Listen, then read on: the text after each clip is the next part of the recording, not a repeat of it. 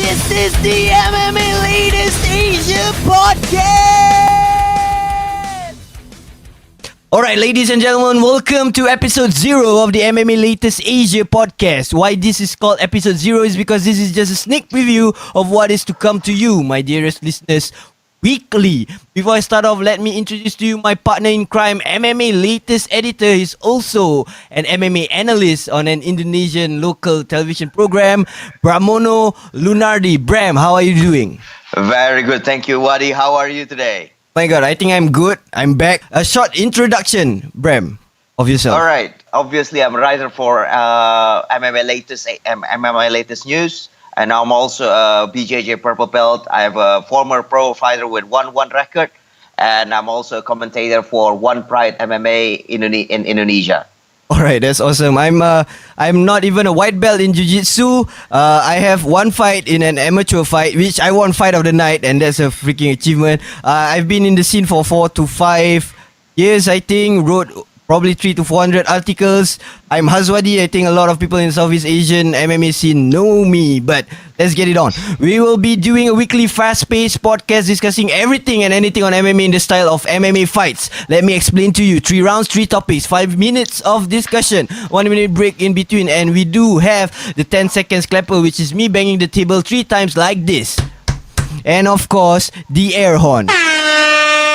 But point to note, in this episode, we are only going for 1 round and we are going to discuss the topic that is most dearest to my heart, meat. Yes, meat. Just like in every fight, there will be an introduction and I'd give a short description before the start of the round. In the rest of the world, they call these fighters cans. And in Asia, specifically Southeast Asia, these fighters are branded meat.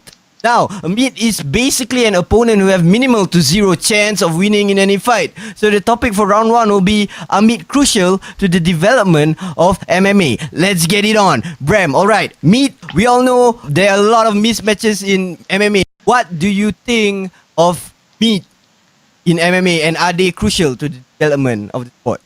Well, I think in any case, meat are important in the development of any combat sports, including MMA.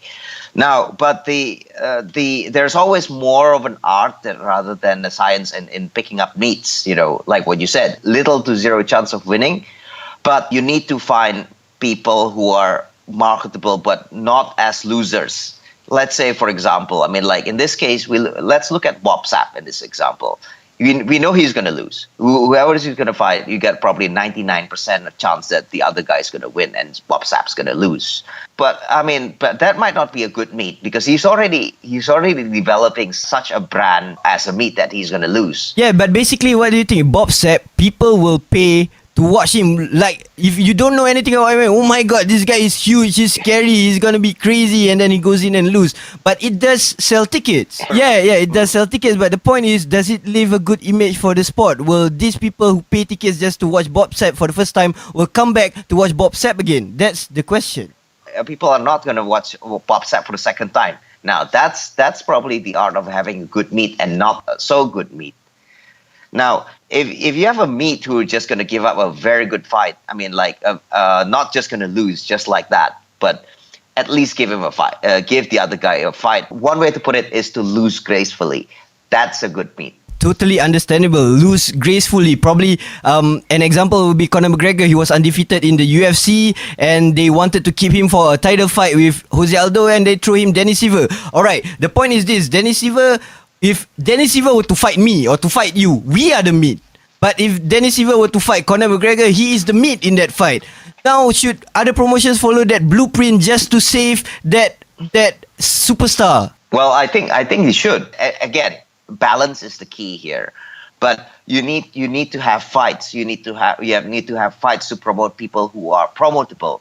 Some people who just keep winning fights, but at the end of the day, they're not that promotable.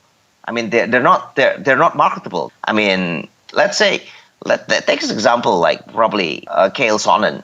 Chael Sonnen wasn't very attractive until he got that Anderson Silva fight, and all the trash talk is make him attractive, put him on the radar. Mm-hmm. But you do need record, you do need wins to put someone on the radar. Yeah, that's true. Okay, talking about records, Road FC, I think probably 6 months ago, had this 33-2 veteran who is, I think, a judo champion or something. It's a lady to fight a newbie, 16-year-old girl. Is that how you should matchmakers do a fight just to keep the judo champion winning? Well, that fight ended up to be quite competitive, didn't it? Exactly. It does. I was shocked. That girl is actually, that 16-year-old girl is really pretty good. But what is the message that promoters are trying to show to fans here? Okay, let's say even if the general public doesn't know MMA, but oh my god, this girl is 32-2 and this girl is 0-0. Why should I pay to watch this? Exactly. I mean, like on the record, it's not good, and even worse, that ended up making the 33, the senior, the veteran, look very beatable. Yes, exactly. I agree. I agree with that you. That completely backfired, in my opinion. Exactly. So there is also a chance, even if matchmakers are putting a fight, there is a meet, there is a chance to make your star look very bad, and that's a problem with meet matches, right? Yes, and imagine if you lose to Bob Sapp. Exactly. and Bob Sapp did win a fight in Rizin. Yes, he did. All right. We are finishing up in 5 seconds, so I just gonna let the timer go and let the air horn go, and it's over. All right, and then after that we have this 1 minute break where we will just end up closing up this discussion. Question is, are meet crucial to the development of MMA? Your closing statements, Bram. At the end of the day, in order for you to reach a greater market, these marketable people need to win, and they need winnable fights. But again, as a matchmaker, you need to have fights. The opponents can lose, but lose gracefully. That's probably the right word. Mm-hmm. And on paper, they seem to be a very formidable opponent. That's true. At the end of the day, for me, yes, meet are crucial to the development of MMA. Although it's hard for me to agree with that, I have to. It's for the sport, and that's how you grow your viewers to possibly 1 billion one day.